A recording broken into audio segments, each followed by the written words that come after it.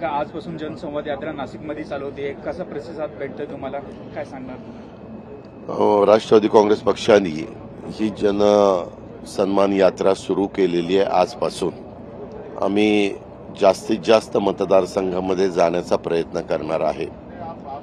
महायुतीच्या सरकारमध्ये काम करत असताना ज्या महत्त्वाच्या योजना कालच्या अर्थसंकल्पामध्ये आम्ही सादर केलेल्या आहेत, त्याबद्दलची माहिती ही आम्हाला शेतकऱ्यांना द्यायची, ही आम्हाला आमच्या बहिणींना द्यायची, मायमाऊलींना द्यायची, आमच्या मुलींना द्यायची, आमच्या युवा युवतींना देखील काही योजना आम्ही आणलेल्या आहेत त्याच्याबद्दलची माहिती द्यायची.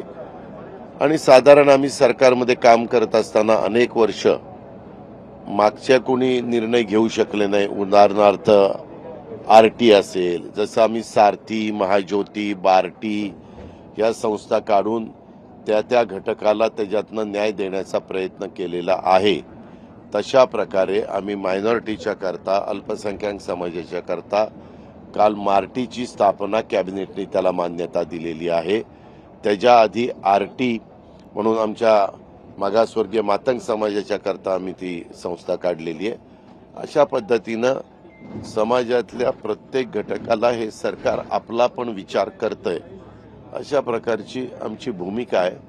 आणि त्याच्यातनं शाहू फुले आंबेडकरांच्या विचारधारेतनं आम्ही सगळेजण पुढे चाललेलो आहे. महाविकास आघाडी मराठा आरक्षण एक नवीन अजेंडा तयार करताय का, नरेटिव्ह तयार करताय मराठा आरक्षण येण्याच्या इलेक्शनवरती? नाही, त्या संदर्भामध्ये त्यांना जी भूमिका मांडायची ते मांडू शकतात. आम्हाला जे सांगायचं ते आम्ही सांगू इच्छितो. आम्हाला कुणालाही त्याच्यामध्ये नाराज करायचं नाही, दुखवायचं नाही.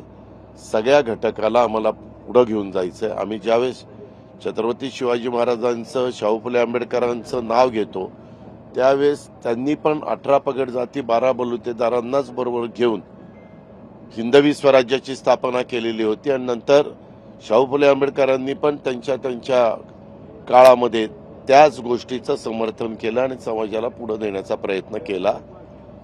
तोच विचार आम्ही देखील राष्ट्रवादी काँग्रेस पक्षाच्या माध्यमातून पुढे नेतोय.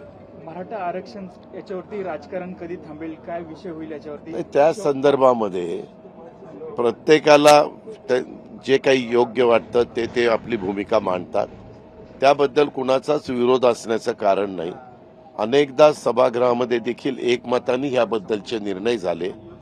सर्व राजकीय पक्षांनी त्यांना पाठिंबा दिला, सभागृहांनी एकमताने पाठिंबा दिला. वेळोवेळी निर्णय घेतले गेले, मागेही घेतले गेले, मधल्या काळामध्ये घेतले गेले, आताच्या काळामध्ये घेतले गेले. परंतु काही निर्णय घेतल्यानंतर दुर्दैवाने हायकोर्टात टिकले नाही, काही निर्णय हायकोर्टात टिकले पण सुप्रीम कोर्टात टिकले नाही. अशा प्रकारच्या घटना मागच्या साधारण 10-1 वर्षाच्या कारकिर्दीमध्ये घडलेल्या आहेत. हे सगळ्यांनी पाहिलेलं आहे. आमचा हाच प्रयत्न आहे की जे काही द्यायचंय ते देत असताना ते समाजाला मिळालं पाहिजे. महाराष्ट्रातील सर्व बातम्यांचे विश्वासार्ह व्यासपीठ, सकाळच्या सर्व सोशल मीडिया प्लॅटफॉर्मला लाईक, फॉलो आणि सबस्क्राईब करा. तसंच सर्व नोटिफिकेशनसाठी बेल आयकॉन प्रेस करायला विसरू नका.